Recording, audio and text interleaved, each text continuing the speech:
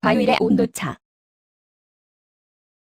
공천 관련해서, 공천제도 관련해서 어떻게 생각하십니까? 그게 이제 젊은 사람이 공천받는 건 거의 하늘의 별 따기다. 네. 왜냐하면은 아까 말했던 이유로 아무래도 동네에 30년 살았던 어른들이 갓 이제 사회활동 시작한 10년, 20년 된 사람들보다는 인지도가 높아요, 동네에서.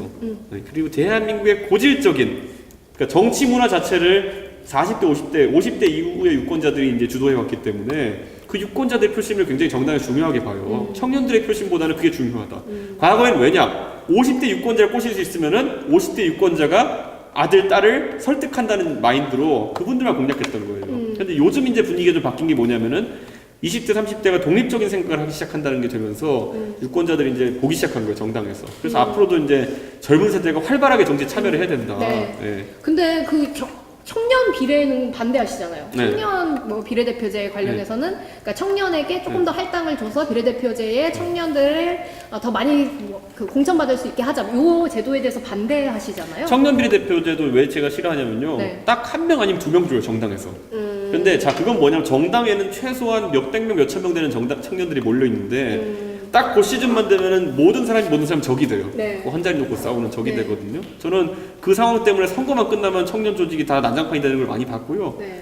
둘째로는 저는 이런 생각이 들어요.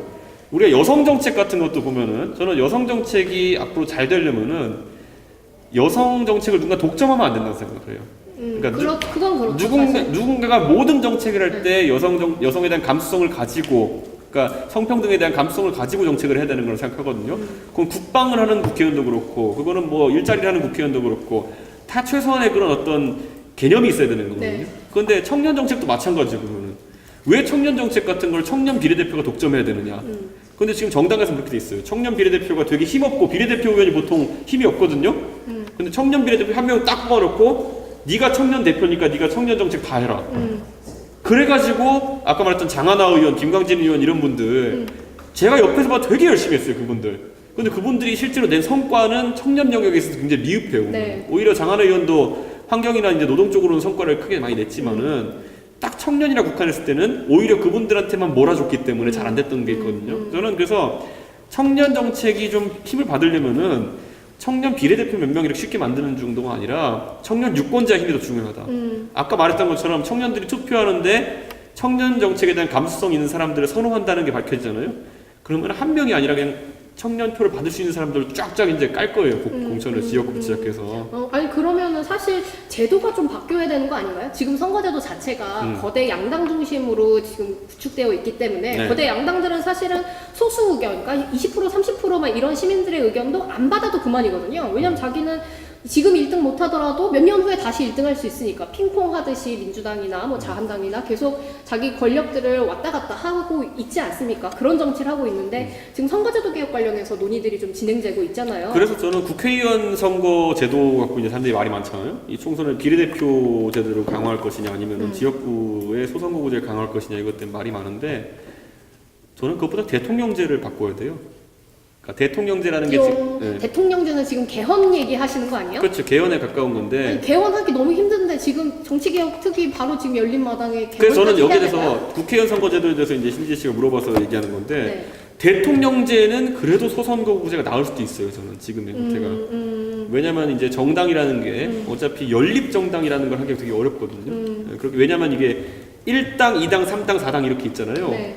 그러면은 사실 대통령의 여당이라는 것이 다수당이 되지 않으면은 국정을 운영하기 힘들거든요. 근데 다당이 난립하게 되면은 대통령제가 굉장히 혼란스러워져요. 아니, 지금이 약간 그런 모습이죠. 아니 근데 이제 개헌이랑 이런 거 전혀 관계없이 네.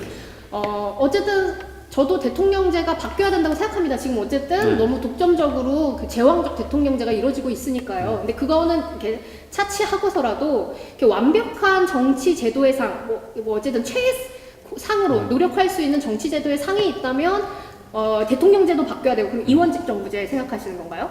아니죠. 저는 그러면 이제 양극적인 궁극적으로 내각제까지 가야 된다라고 생각하는 거고요. 네, 그러면 그렇게 됐었을 때 선거제도는 어떻게 개혁돼야 되나요? 그랬을 때는 이제 완전 비례대표제로 가야죠. 전면적 비례대표제까지 그러니까 옹호하시는 거예요? 권역별 정도는 아니고 완전 비례대표로 가는 게 가장 좋죠. 아니 그러면은 사실 사실 지금 정치 그 선거제도 개혁을 지금 당장 그렇게 바꾸고 네. 개헌 전국대 뭐 내각이나 이런 것들을 좀 얘기해 볼 수 있지 않을까요? 저는 그렇게 보고요. 그래서 이번에 저는 선거 제도 개혁이랑 개헌까지 같이 가야 된다 보고 이제 내각제 이런 게 되면요. 사실 연대를 할 수 있는 거예요, 보면은. 네. 예를 들어 보면 뭐 색깔이 비슷하니까 녹색당이랑 바른미래당이랑 이렇게 연대할 수도 있는 거예요, 보면은. 네. 그런데 제가 봤을 때는 그게 오히려 힘들다 보니까 지금은 중선거구제가 그나마 이제 좀 대표성을 높일 수 있는 방법이다라고 보는 거고. 제가 계산을 해보니까 네. 중선거구제로 하면 바른미래당 의석수가 비례대표제로 연동형 비례대표제로 했었을 때보다 더 깎여요. 그럼에도 불구하고 중대선거구제로 가야 된다. 저는 충분히 가능하다 보는 거고. 어. 저는 권역별은 약간 두려워하는 게 뭐냐면은 권역별은 또다시 지역 감정을 양산할 가능성이 있기 때문에 저는 전국 단일 명부 비례대표치 오히려 통 크게 그냥 가는 게 낫다 이런 생각해요, 저는. 그러면 제가 계속 헷갈립니다. 그러니까 권역별보다는 전국 단위의 비례대표가 제가 훨씬 낫고 나중에 내각제로 내각제로 간다면. 하게 된다면 네. 근데 지금 상황에서는 중대선거구제가 낫다라고 보신다는 거죠? 그렇죠.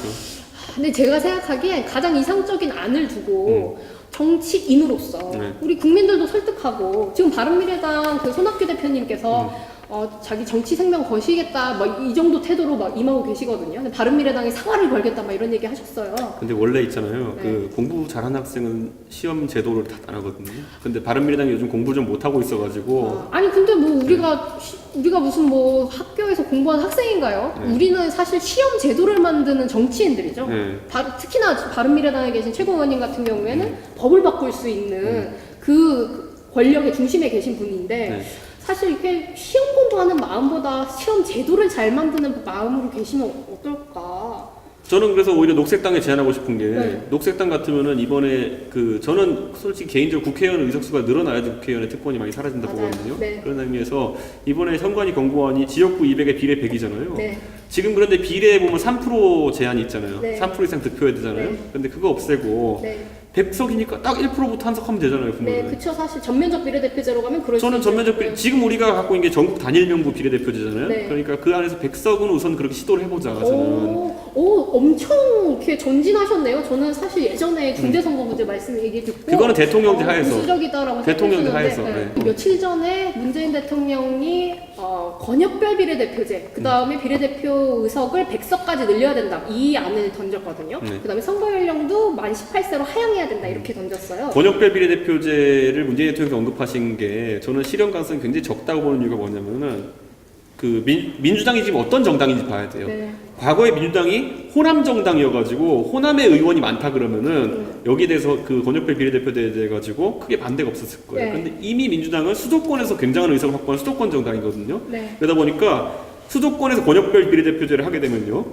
자유한국당한테 거의 한 반 정도 의석을 내줘야 돼요. 네, 그런 상황이 되기 때문에 저는 그런 선택은 하지 않을 것이다. 또는 당내 반발이 장난 아닐 것이다. 그래서 그냥 합의를 안 해줄 것이다. 그런 생각이 들어요. 근데 이제 우리가 봐는 노원도 노원 가불병 셋 다 지금 민주당이 국회의원이거든요. 네. 근데 아까 말했듯이 예를 들어 비례대표 권역별 비례대표제로 하게 되면은 꼭 노원 하나만 놓고 하는 건 아니겠지만은 네. 서울 50개 중에 한 20개는 야당에 넣어줘야 될 거예요. 그러면 지금 민주당 의원이 47명인가 48명인가 47명인가 42명인가 그런데 네. 이 중에 한 10분이 날아가는 거거든요. 이분들은 당장 도시락 싸들고 반대하죠, 그러면. 네. 그러니까 이게 그러니까 그럼 도시락 싸들고 반대하시는 분들 찾아가가지고 이제 설득을 해야겠죠.